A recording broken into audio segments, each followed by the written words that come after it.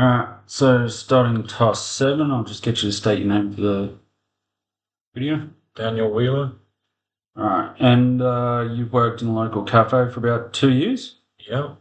and you've been a barista for 15. Yep. You love the job, but sometimes feel like you do something else. Do you have anything else in mind? Or Yeah, a few things. Maybe construction or driving trucks or something. There's a few options. Alright, well, today we're doing a presentation on following emergency procedures, which pretty much just applies to every workplace anyway. So, you got a test for dyslexia in school? Correct. Yeah. No results came through, but yeah, reading dockets and stuff's not really a big issue. So, all right, we'll get started. That won't play much of a part in the presentation anyway. It's pretty well broken down. There's not a whole lot of reading. Plenty of, a couple of videos that we'll go through. So for the first part, just toilets down the side there, emergency exit right out the back door, assembly point, there's a park, there's a gate in the backyard leading out to an open area park where that's where we'd meet any other time. First aid station, kitchen cupboard, and ground rules. Just keep it cool if you've got any questions or you're struggling to keep up or anything like that, something you don't understand, feel free to ask. Yeah. We'll go on from there.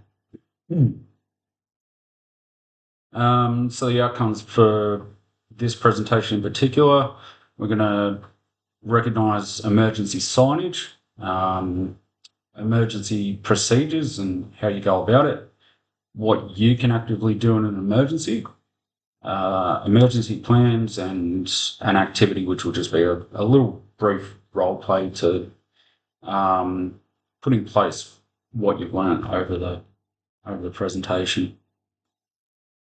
So emergency signage, you've probably seen a lot of this around. This one here, emergency exits, you pretty much see that in every building. Yep. Fire alarm, you'll usually see these near any exit door, maybe toilets, offices, even in just a hallway hospital or something, you would have seen plenty of them around. Yep. This one's a big one, you'll see in every workplace, usually around the tea room, the first aid station. Obviously, it's just in most workplaces, it's just general first aid supplies, band-aids, bandages, saline, rinsing out eyes. Floor plans, these should be posted just about everywhere in every building too. So you'll see these maybe in the entrance, exit doors, toilets, offices, everywhere. They should pretty much have one in every single room. Assembly point, this one, there is no particular sign out in that nature strip, but you'll see these amongst the workplace in, say, car parks or, the building adjacent to where you're working. It'll always be somewhere quite open and obviously fire extinguishers. But these signs, you can actually see they're pretty much picture based. There's not a lot of reading involved, but they tend to keep things very simple. This one's just a little video, just going into the basics of emergency evacuation. I think this is based in more of an office environment than anything else. Have you ever been in an emergency situation yourself that you can think of, Yeah. sporting or professional? Yeah, a couple. Fire, emergency, stuff like that. Fire Yeah. alarms. Yeah, and so fire alarms, a lot of the time they might be drills, which we'll go into later. But we'll get started with this and just do a little discussion, bit of a quiz at the end of it, and see how we go. If you need me to turn it up or anything, or you need me to pause it at any time, something you don't understand or something you need me to expand on, just let me know and we'll pause it as we go along. Okay. All right. Welcome to our emergency evacuation video. The best way to prepare for any future emergency is by taking the time to carefully read and understand the emergency procedures and evacuation plan for your area. Also be sure you know the route and location of all the available emergency assembly points. The emergency assembly points are usually signposted. Emergency exits are indicated by signs. There may be one or more exit doors in your area. Always choose the safest route. We must also be aware of the firefighting and first aid equipment in your work area. Fire extinguishers and hose reels must be free from obstructions at all times. The areas adjacent to first aid equipment must be free from obstructions at all times.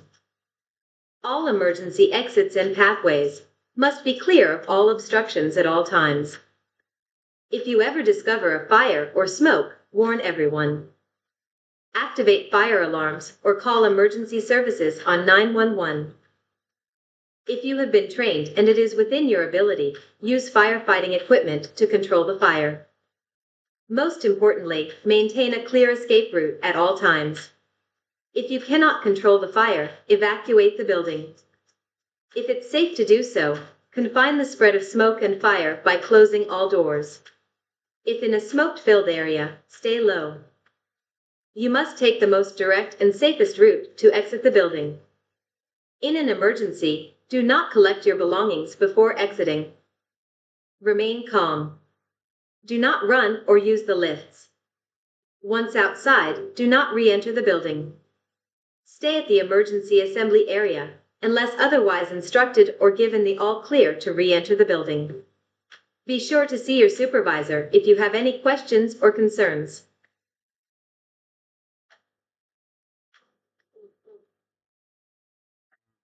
So, what's the main? What sort of things stood out to you in that video alone? Main was the floor plan. I noticed that there are two red dots. I'm assuming with fire extinguishers on the The floor two plan. red dots on the fire extinguisher. The floor plan. Yep. Sure.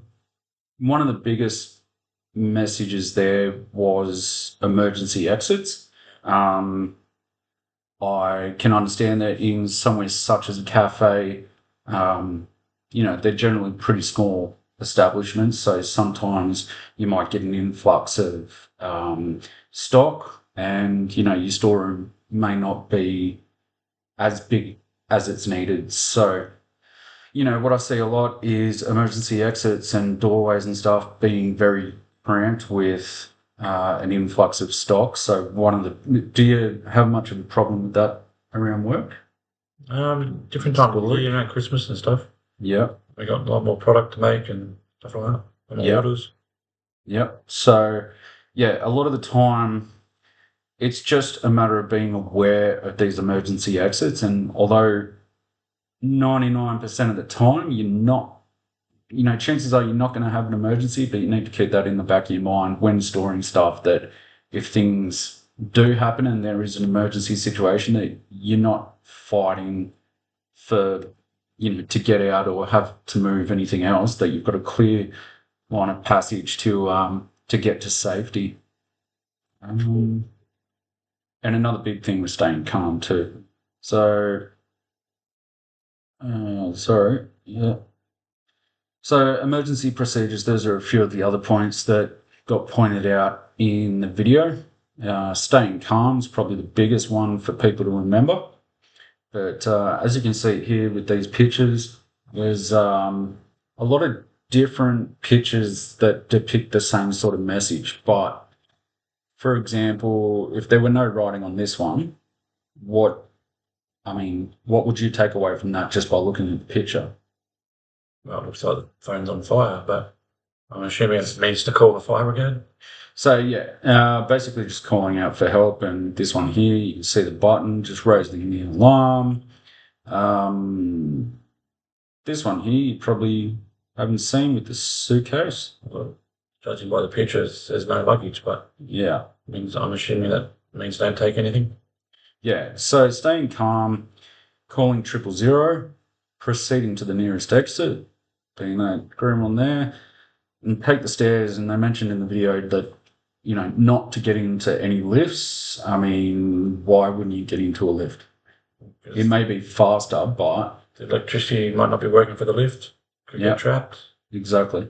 So, next, informing other staff. So, I wouldn't run around the building. I wouldn't recommend running around the building telling other people, but if they're within noise range, like they can hear you to yell out, or you're talking to customers, or just running front of house, informing other staff, sounding the alarm. Do you know where the alarm is do you know if the establishment, your cafe, has an alarm? I don't think there's an alarm as No? such. I think this centre the cafe's in has its own fire alarm. Yeah. So, next thing, leaving belongings behind. So, unlike an office environment, your belongings, I dare say, in a customer-based environment, you wouldn't have your belongings on you. You're probably not even allowed your phone. No. So All goes in a locker. yeah, so you've got everything in your locker. In terms of calling emergency, a lot of the time, most people in offices or even job sites, they'll have their phone on them. Once you inform other staff, sounding the alarm and calling emergency is obviously of the highest priority. But aside from that, if you don't have access to sounding an alarm or calling emergency, the main task for you is just to get out of the building. So leaving your belongings behind, don't bother going to your locker. If you've got anything, any of your belongings in arm's reach, such as your keys or phone, sure, grab them, but don't be running around the building, different rooms, getting other belongings, and risking your life or anyone else's, just for, your favorite jacket. So, and proceed to the meeting point. Why would a meeting point be important? Well, you've got to do a head count, make sure everyone that's on rostered on that day is accounted for, make sure there's no one left behind. Yep, exactly. So, just making sure everyone that was in the building is accounted for. That's exactly right. Another video just outlining what you can do to, prevent an emergency, or what you can do in the situation of an emergency. It's just another video, so it's a little different, but it's got the same message. So there will be a couple of different things in here, and once this video is done, we can pause that before we carry on any further and just go over, maybe the differences, and any added things that you picked up from this video.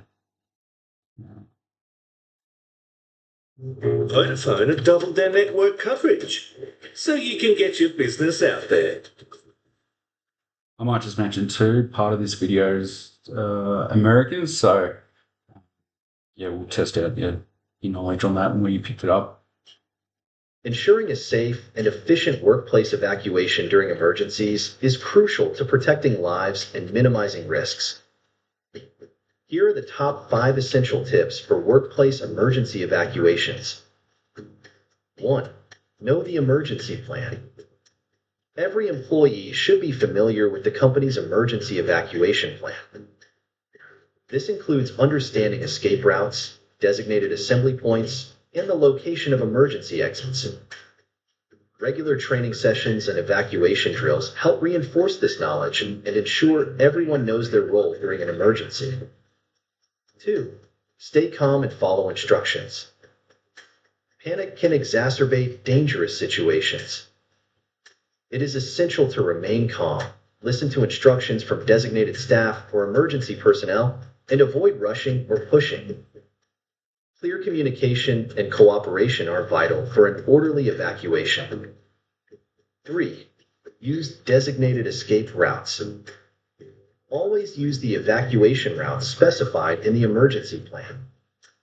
Avoid elevators unless explicitly instructed by emergency personnel, as they may become inoperable or unsafe during specific emergencies like fires. 4. Assist others when possible. Help colleagues who may require assistance, such as individuals with mobility issues. However, do not put yourself in danger while assisting others. Report any individuals who may be trapped or need help to emergency responders. 5. Do not re-enter the building until cleared.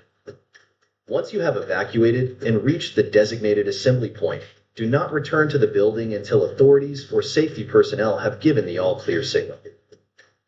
Re-entering prematurely can put lives at risk. Conclusion. Regular training, clear communication, and calm behavior are key factors in ensuring workplace evacuations are carried out smoothly and effectively.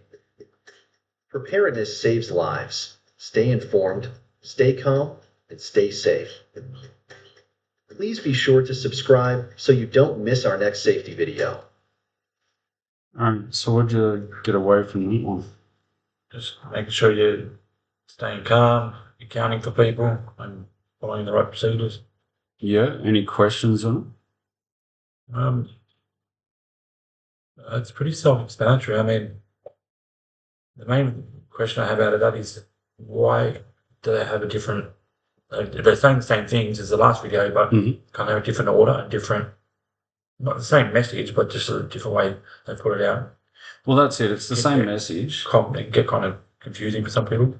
Yeah, so it's all got the same message in being calm, making your way to the nearest exit, and getting to a meeting point. But in terms of what you can do, so you said you've been at this particular cafe for 2 years, but you've been a barista for 15. In that time, you would have done some sort of emergency evacuation, some sort of Yeah, they're drill. pretty regular. Yeah. So why is it that you would put everyone on that shift through a drill or make sure that everyone's got regular training and knows their role? If there's an emergency, it just comes second nature. It's like when you drive a car. Once you've done it enough, you kind of just don't have to think about it too much. You just do it. It's the same as this. If you train enough for it, it becomes second nature.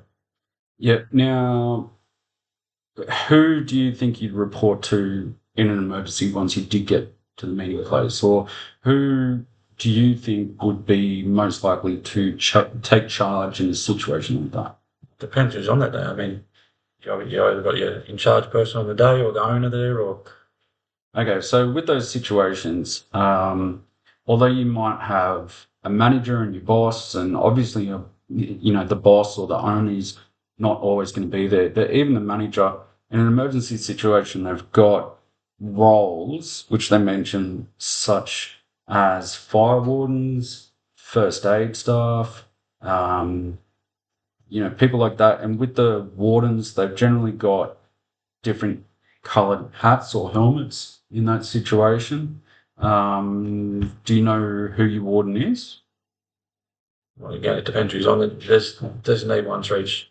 I think there's 3 or 4 in the work there, and they just one of them is always on. So Yeah. So in an emergency situation like that, the fire warden in the workplace is the one person whose role it is to make sure everyone's accounted for. And in terms of, say, a fire, it's not necessarily their job to put out the fire. It's just to reduce the risk and make sure everyone gets out.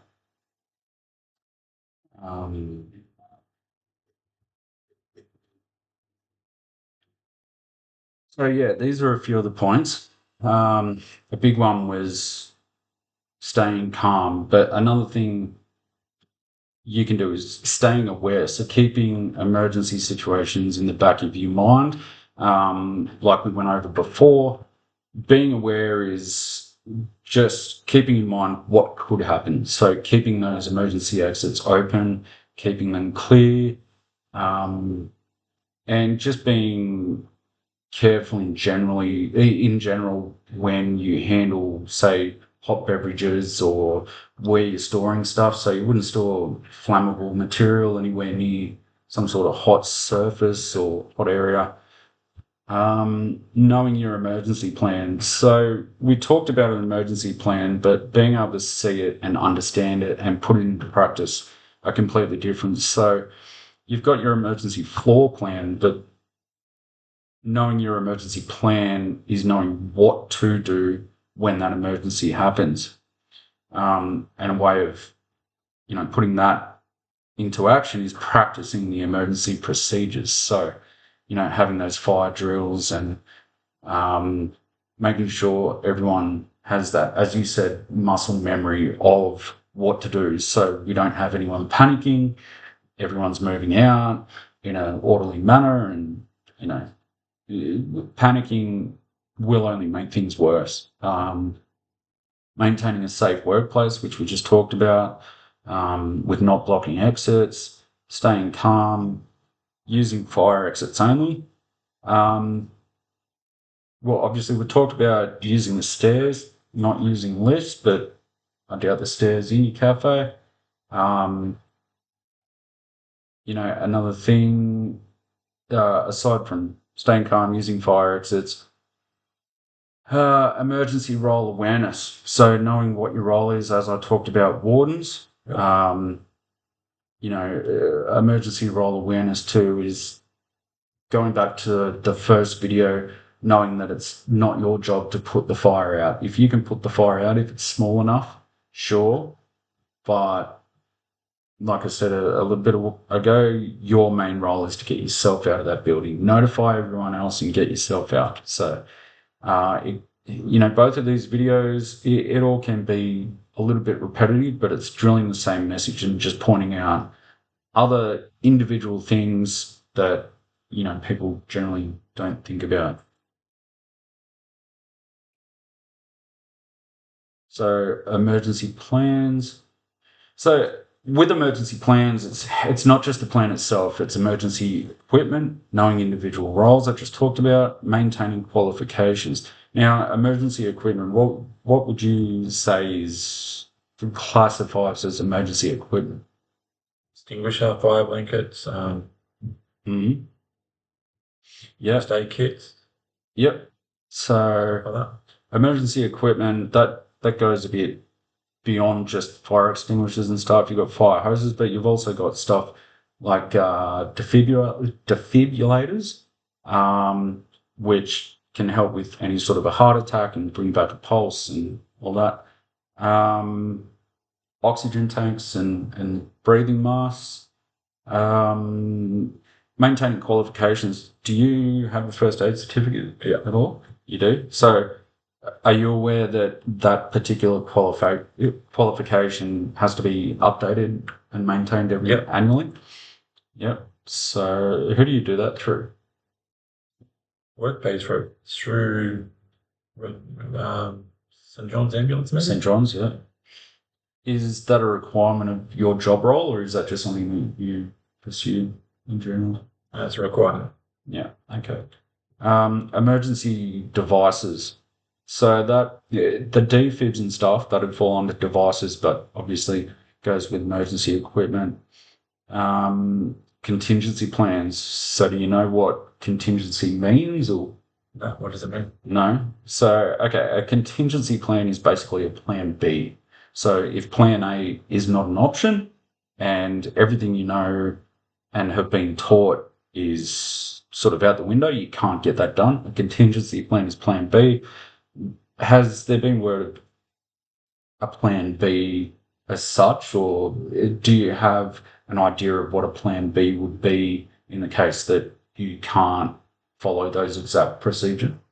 Well, I guess it would mean maybe a second emergency meeting place in case the first one's unattainable to get to, or Yeah, exactly. So contingency plans would be a second meeting place or multiple emergency doors around the place. So if one's jammed or there's a fire blocking one passage, there's always another door or something that you can get out. Updated contact list. Why would an updated contact list be important? so you can ring however you need to ring if it's on shift, or if there's been a fire, don't come in. So you have the correct phone numbers for everybody. Yep. So yeah, having everyone's loved ones, their emergency contacts on standby, and because in an emergency situation, some people may not um, go back to those practices. They may not meet up at the meeting point. They may just decide to go straight home, like, oh, free day off or whatever. Maybe that's the first thing that comes into them. So you can always get in touch with them one way and maintain readiness. So, as I said, just keeping that in the back of your mind, making sure that all your fire extinguishers are valid and maintained. That your first aid kits are stocked, that you've got an updated contact list, everything that can prepare you essentially for an emergency situation. Any questions? No. All right, so we're going to have a little activity, as I mentioned, that little role play that we're talking about. So the situation, there's going to be a hypothetical or a pretend fire just in the corner over there behind here. As I mentioned at the beginning of the presentation, the exit door would be straight out the back of that back door. Just from here, you can see a fire extinguisher just above that hut on the wall. Oh, yeah, yeah. And just so you know, there is a fire blanket up on top of the fridge just around that corner. So I just want you to demonstrate to me, first off, without me mentioning anything, what you would do in an emergency situation if there were a fire there. So, you've got your stuff here and there's a fire playing out over there. Show me what, in your mind, what you would do. Yep, so the fire's right at that door there. Yeah. It's about 2 meters away. It's only a small fire, maybe a meter high, and, just act out what you would do in that situation. Well, I'd obviously avoid the fire. I'd scream fire, fire, fire. If I could put it out in the extinguisher, I would. Otherwise, I'd open the doors and straight out the gate up onto the open. Yeah, that's pretty close. Pretty good. But yeah, so what I would recommend is, as I said, leaving all your stuff behind. My key's there. I might grab them there. The key's in the phone. But other than that, I'm not running around anywhere. The fire's here. I wouldn't take the chance to try and put it out. Maybe, but it depends on the situation. But let's hypothetically say that I can't get to it. There's flammable stuff all around it. I'm going to leave it. I'm going to let everybody else know. Fire, fire, fire. Everyone out. Direct them to the nearest exit. There's no one around. I'm going to make my way straight to the nearest exit, out the door, and as I said, to the meeting point.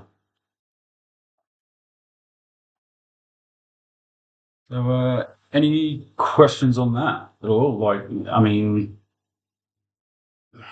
is there anything that you struggle with, or maybe you want to bring up, or So say that emergency point was unattainable because the fire spreads. Yeah. Would we go a different way? Well, what do you see around here? Like, I mean, We can go out that door out there, straight out the front door. out to the road, I guess. Yeah, there. Probably the best place, but Yeah, exactly. So if, for example, the fire was over near that door, you can't get to that door, obviously you're not going to want to go near that. You go straight to the front door, down the driveway, onto the street, make sure you're clear. And one of the things that they mentioned all through that was do not enter the building. So if you've forgotten anything, leave it. You're safe. Everyone's safe. That's the problem. Don't go in the building until emergency, the fires and stuff.